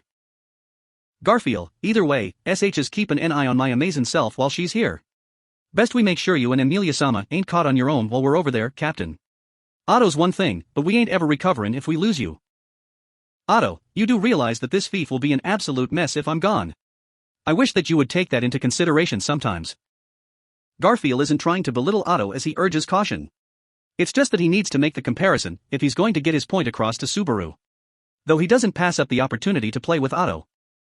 Subaru, yeah, I'm definitely relying on you for that. Don't want to draw it out so this'll be short, but I'm counting on you, Garfield. Garfield, yeah, make sure you do. Count on the strongest of shields, aka the legendary guardian, Garfield Tinsel. Garfield proudly points at himself with his thumb. Subaru nods at him. He takes a sip from his own glass of milk, regretting how awesome Garfield's titles are. He'll probably get even more titles once his might and valor resound all through the kingdom. Will Subaru's imagination be strong enough to provide for Garfield then? Subaru, I wonder if I'll ever have a stroke of genius like Invisible Providence again. Only Fortune herself knows when she'll smile upon me. Garfield, you're mulling over something again. You ain't gotta trouble yourself. Why get things done when it matters? I got faith in that. Amelia's the same, but the trust in Garfield's gaze is incredibly convincing. It instantly makes Subaru feel that he must match up to it. He's trying not to mistake the self-improvement needed to meet the trust with blind, headless sprinting. Subaru, if we've got Garfield then we don't have to worry about our combat strength. Amelia Tan's a pretty strong fighter on her own too, and I'm decent enough with Biko. The problem here's Otto. Are you seriously coming with us? Otto, of course I am. I don't want to know what insane arrangement you and Amelia-sama will land yourselves in if I don't go. It's also electrifying how little they trust Subaru when it comes to negotiations. Amelia is as honest and pure as she appears, and while Subaru is devious he's also inexperienced. So naturally they look like sitting ducks to Otto. Otto, also, Pristella is the birthplace of Hashin of the Wastes, the founder of Kararaji. It has contact with Kararaji since it's on the border, making it a highly significant place for merchants. I find myself duty-stricken to visit it too. Subaru, I thought you washed your hands of being a merchant ages ago. The hell are you doing?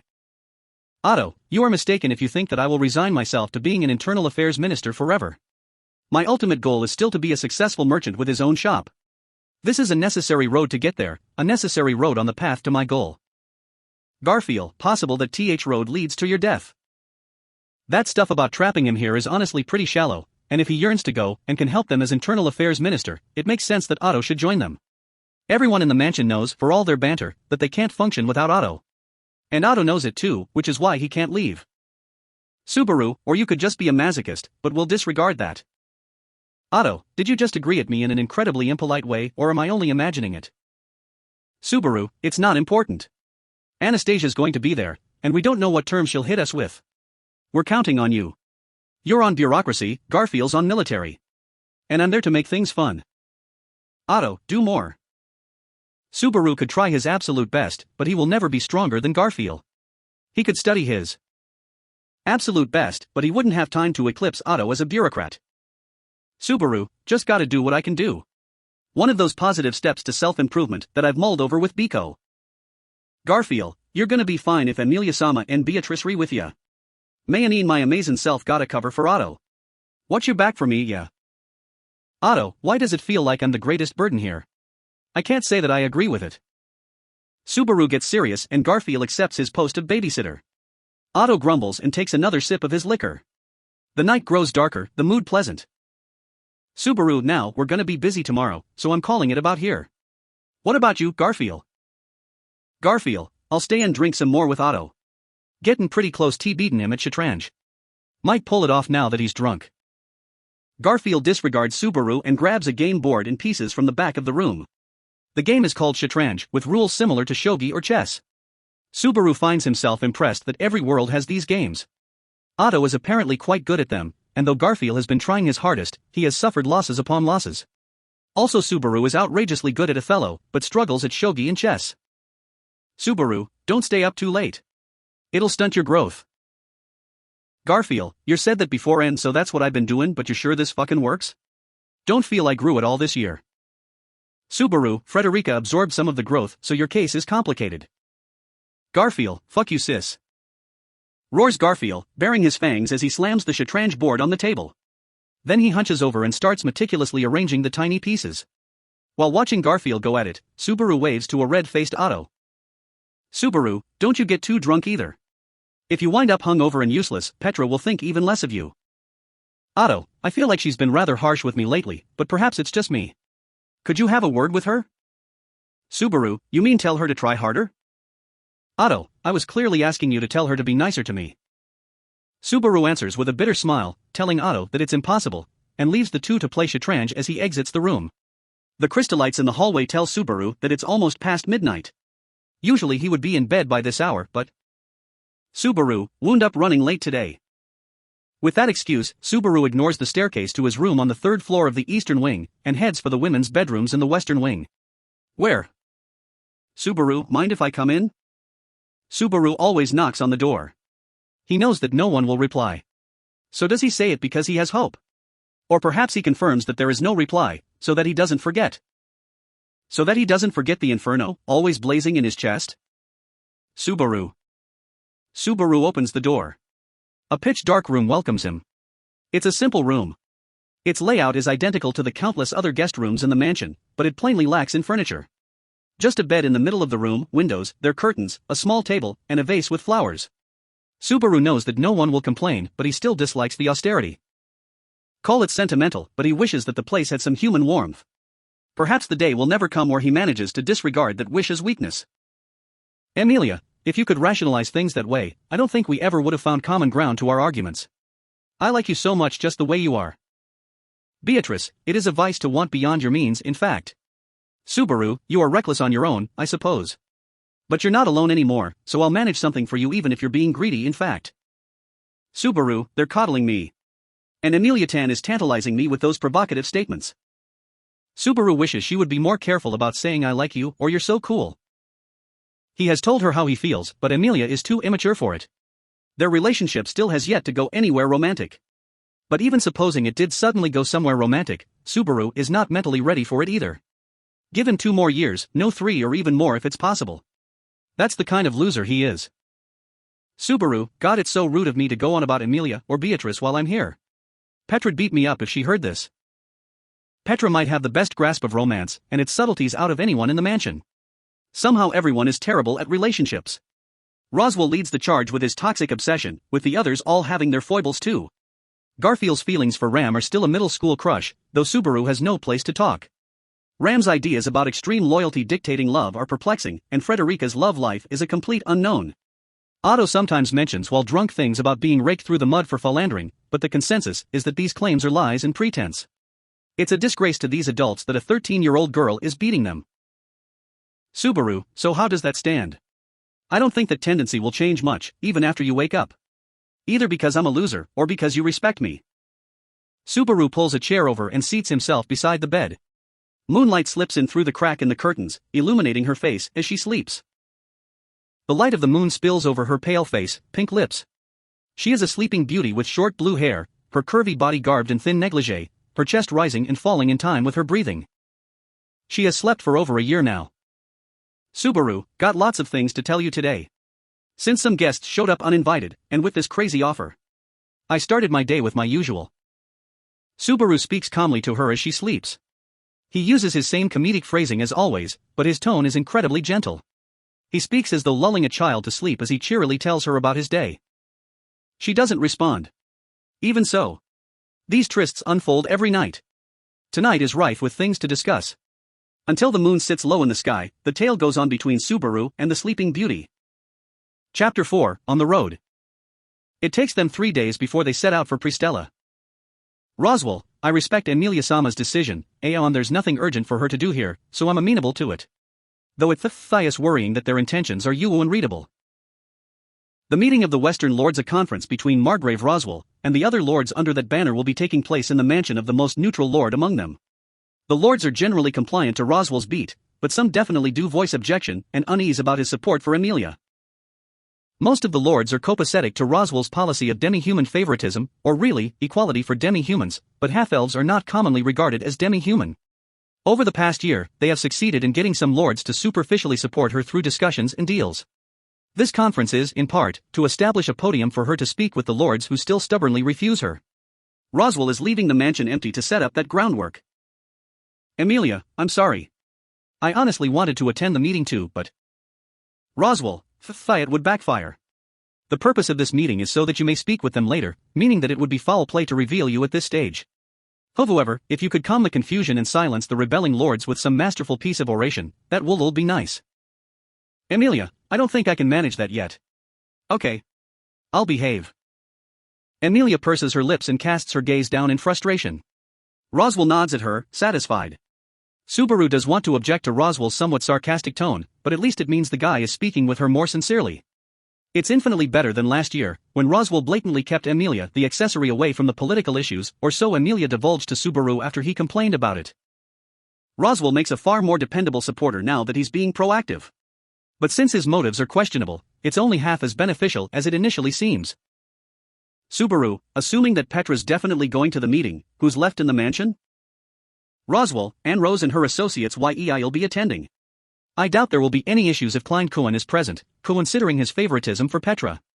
I was intending to leave Frederica here, since she gets along poorly with him. What about you, Ram?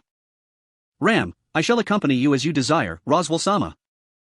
Subaru, you say as you desire, but it's totally your desires talking. Ram is still an advocate for Roswell, but is less hesitant to insist upon her own desires now. Roswell seems to be accepting it without thinking it strange. Their relationship of one-sided dependency looks to have changed. The dependent atmosphere around them is gone, and it feels like they actually understand each other now. Though it's unclear whether it's beneficial to have someone around who empathizes with Roswell. Ram, what are you staring at? Say anything thoughtless and I'll mash your eyes to paste, Barusu. Subaru, sister, in your mind, just how incessant am I exactly? Ram. Ram makes an extremely complicated expression. It's not because it's a tricky question. It's just the expression she makes whenever Subaru calls her sister.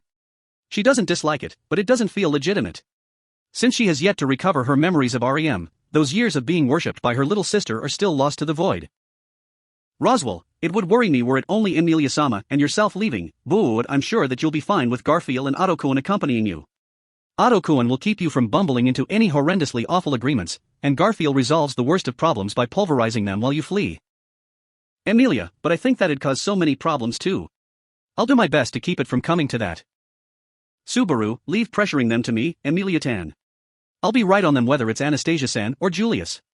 There's this chatty which I know who's taught me all about people dodging important topics in conversation. Emilia, I'm not sure if that's something to brag about. Subaru shoots Emilia a thumbs up and grins, teeth sparkling. Naturally, Emilia knows that Subaru is joking around to relax her. They have built enough trust over the last year for that much understanding, at least. Roswell, no, Beatrice. I can trust that you'll look after them? Beatrice, of course, in fact. You can't rest easy about any of these people were Betty not with them, I suppose. Beatrice's pigtails bob as she puffs out her chest. Her adorable attitude puts a smile on everyone's face. Though she herself just looks displeased. Regardless, with this conversation over, they determine to leave for Pristella. Joshua, ask for the Sea Sylph Lodge once you arrive. That is where Anastasia-sama awaits you. Mimi, don't keep her waiting. On that note, Anastasia's subordinates leave the Roswell Manor. They leave for Pristella first to tell Anastasia that the invitation has been accepted. Garfield, yeah, take care. Mimi, you take care too, Garf. I'm gonna be super on edge waiting, so you better come. Garfield, hell about you's on edge. But I get ya. These guys ain't got a hope without my amazing self. We'll settle this there. Get your neck ready fair rope. Mimi, ha. Okay. I'll get it super ready. This cute little exchange between Mimi and Garfield was particularly notable. Garfield had been so wary of the two during their stay, but going by Mimi's attitude, feels like his fears were misplaced. Or rather, feels like Mimi is extremely affectionate when making friends. She started calling him Garf out of nowhere, so perhaps Anastasia's invitation really isn't hostile. Joshua, you may have won Mimi over, but I myself shall not yield so easily. Says Joshua, trying to stay stoic while following his cheerful bodyguard. Mimi keeps a tight grip on his arm, yanking him down and forward as she bounds ahead. His expression is dead serious during all of this, which is kind of comical. But even Subaru has fostered enough kindness over this year to not inform him of the fact. Emilia, Joshua Cohen, will you be okay? You have such a lovely outfit, but the sleeves seconds from coming off. Joshua, please don't worry. There's no need for concern. While Subaru can understand the poor boy's feelings, the attending angel cannot. Emilia speaks with sincere concern for Joshua, who must raise his voice, and instead tries to pry Mimi off, looking miserable. But Mimi is expectedly stronger than Joshua and his efforts come to nothing. Joshua, my brother may call you his friend, but I believe he is being far too kind. Which is one of his virtues. I believe it my job as his younger brother to compensate for that, so you best not expect any mercy from the Jukulius family. Subaru, what, you already stopped with the I myself thing? Joshua, please pay attention to what I'm saying. Trying to make a fool of me. Not a very pleasant man, are you? Subaru, I'm more worried about you, and how you're forgetting your place as your master's servant. If you deride people in public, it'd probably wind up as a black mark on the Jukulius family. Joshua. Joshua's face pales, but Subaru isn't trying just to criticize him. And Subaru's at far higher risk for insulting people in public anyway. Not that Joshua would know that, and Natsuki Subaru being Natsuki Subaru has reason not to tell him. Emilia, Subaru, stop bullying younger kids. I'm so sorry, Joshua Cohen. Subaru's, he can be like that. Joshua. And no. I was truly being impolite. I apologize. Subaru, just I? Ow. Ow, that hurts, Emilia Tan. Subaru immediately starts criticizing Joshua again, when Emilia grabs his ear and yanks it. Joshua sees tears rise in Subaru's eyes and, satisfied, decides to leave the conversation there. With a deep breath, Joshua files into his dragon carriage. But since ligers are pulling the vehicle rather than dragons, it's really a dog carriage, which he files into. Perhaps dog races are a thing here? Subaru, might be worth it to introduce some forms of entertainment, like horse racing and stuff. Subaru's ideas that use his unique knowledge from the 21st century never graduate from his imagination. But maybe he should more seriously consider utilizing his knowledge. First, he needs to judge what the pros and cons of popularizing horse racing would be, and...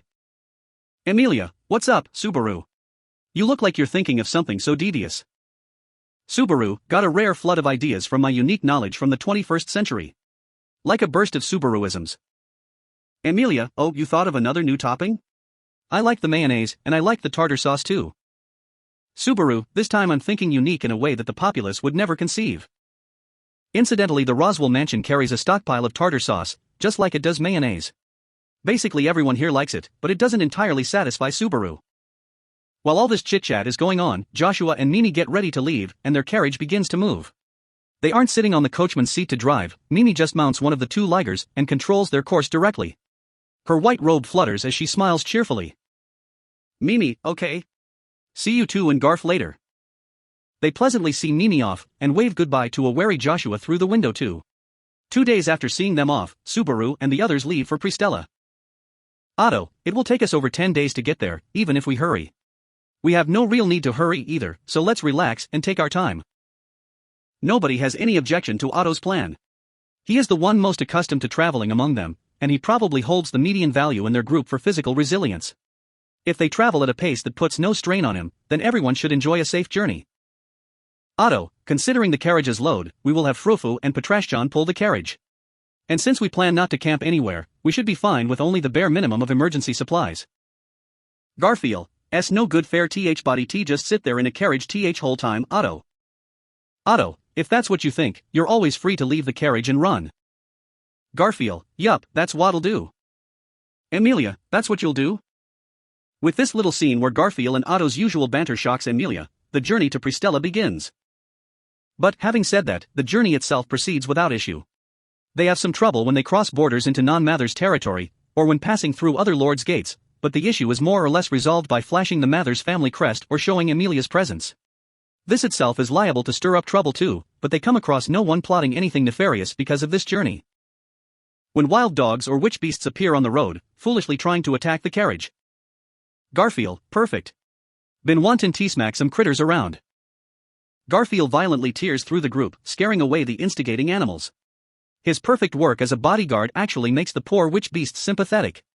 But even terrifying Garfield has to kill downtime by chewing on a knife he brought, giving him a trace of Gapmo. Also, it's always unnerving to see him chew the hard steel to bits. Beatrice, This dragon isn't bad, in fact. I'll concede that much, I suppose. Says Beatrice, seated next to Subaru, who holds the reins.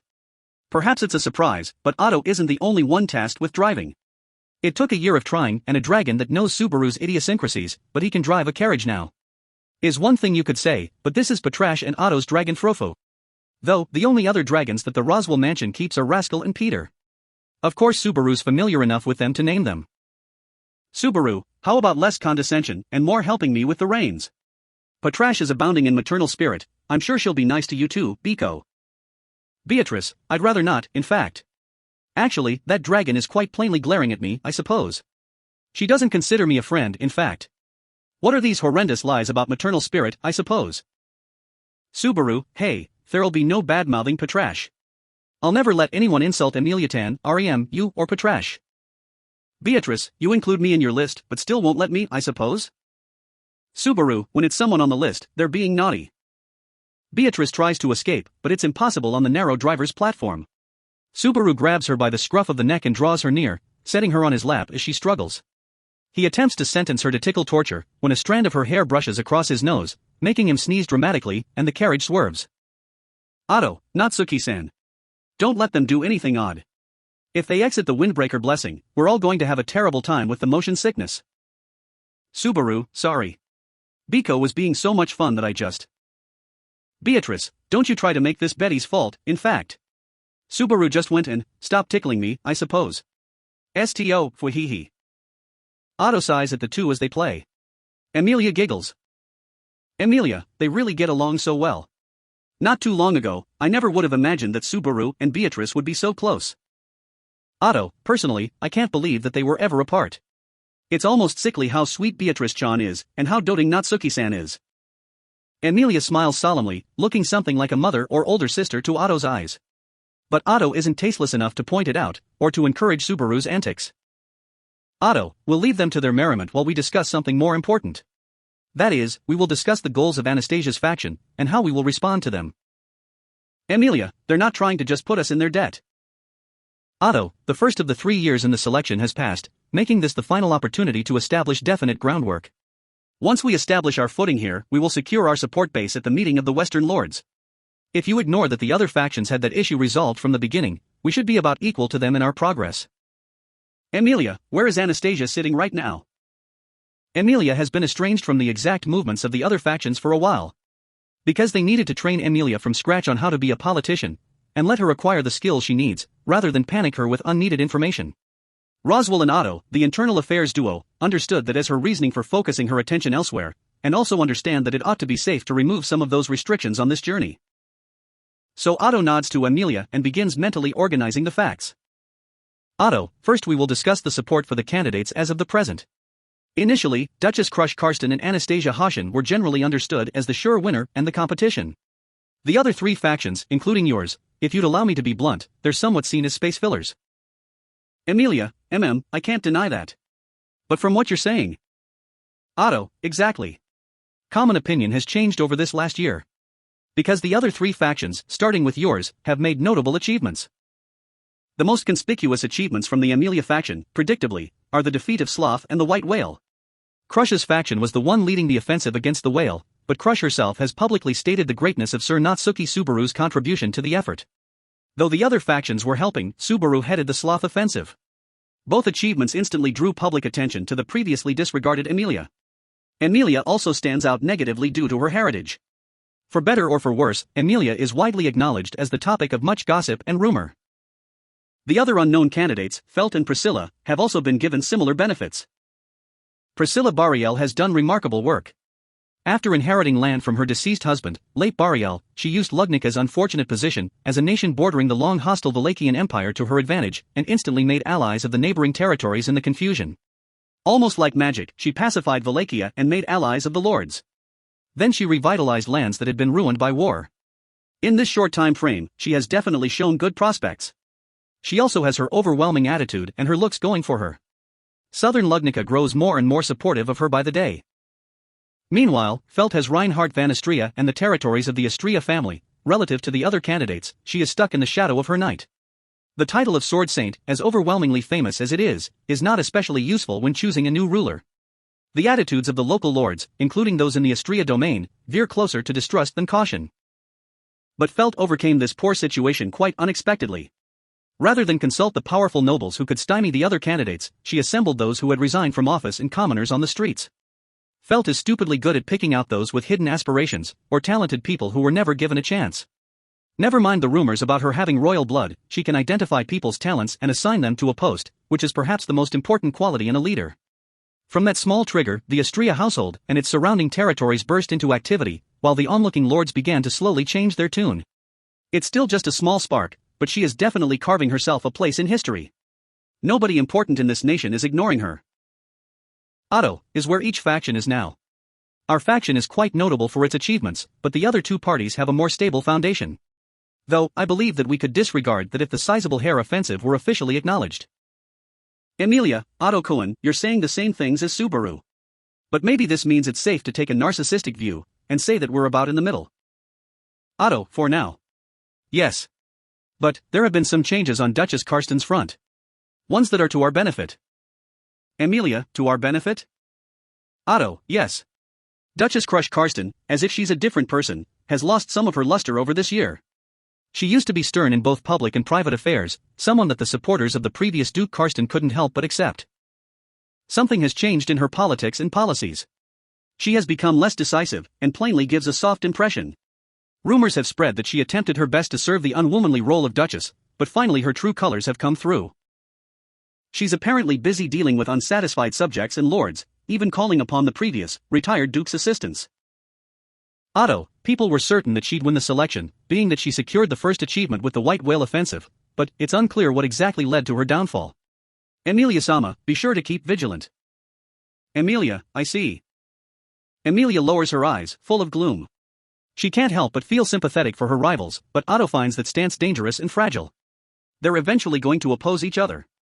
It's disadvantageous to be unduly supportive. This last year has taught Otto that the truism applies in both commerce and politics. Otto, try not to brood on it. More conversations like this will have to happen in the future. Emilia, thank you. I know you're just looking out for me. Otto, excellent. Now, let's finally get onto the topic of Anastasia's faction. They have nowhere to call their base in Lugnica, but have the backing of important merchants in Kararaji. Stores that had originally been considering the idea are now springing up across Lugnica, all with Hoshin Enterprises' backing. Emilia, but what does that mean? Maybe there are lots of new stores, but that doesn't mean lots of new supper. Oh, there's more people who know her, so she's more visible. Otto, that would be a side effect, I think. Her goal is more simple than that. She can use far much more money. And since money is so simple, it works on anyone. There is no creature of society out there who lives in peace after economic downfall. Making allies of merchants means making more friends in the world of business. And being that economics supports society, holding economic power means she can attack and defend that society. She's making allies all over the place, making it nigh impossible to counter her, a businesswoman who prioritizes her economic strength. Otto, I believe that Anastasia's faction is the one we must be most cautious of. And then we get an invitation from them, and it all feels like we're going to wind up in their debt. Do you understand how immeasurably troubled I am? Emilia, it's finally sunken in so deep. I'm sorry for acting so rashly. Otto, nothing to worry, just as long as you understand. You'll never do anything careless again, I'm sure. I'm sure, because I'm sure that you understand. Emilia bows her head and Otto shakes his in submission, then sighs. Otto's clear explanation of matters makes it very easy to understand. Emilia nods over and over. Indeed. The world of politics is complex and tricky. She already knew that her thoughts of "I'll do my best and let's do our best" wouldn't secure her the victory, but it dizzies her to think that she has to pay mind to what the others are doing. She's glad that he's revealed these secrets to her, but it also makes her far more uneasy. Otto, you don't have to agonize over it alone. Says Otto, imagining how Emilia must feel. Emilia looks up. Otto fiddles with his gray hair. Otto, you may be the central figure, but that doesn't mean that you have to do everything yourself. You have this whole carriage with you. Emilia, this whole carriage? Otto, Natsuki-san is at the reins. Beatrice-chan is on guard to make sure he doesn't slack off.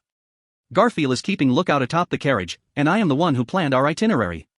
What you do is thank all of us for our work, and we'll bumble our way to Pristella.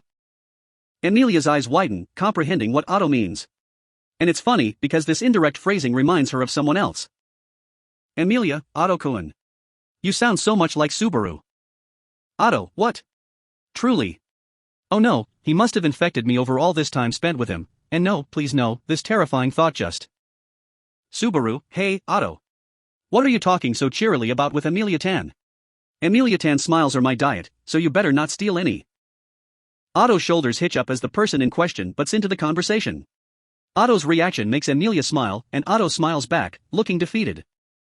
Subaru, come on. What's so interesting? This isn't fair. Beatrice, take the reins. I'm busting in.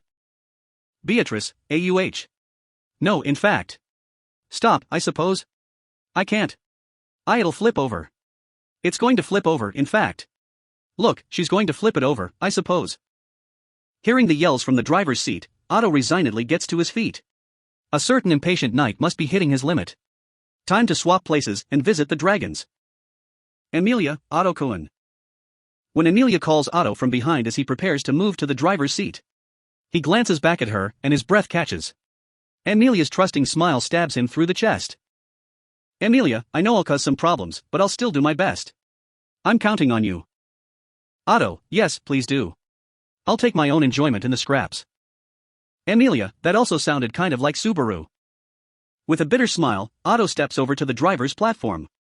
Subaru and Amelia are both devious. For Otto, stricken with an illness where he must answer to the expectations upon him, they're a lethal combination. While all this banter unfolds, 12 days pass from their departure. Amelia's group safely arrives at the Watergate city, Pristella. End of chapters 1 to 4. The beginning is always with a visitor.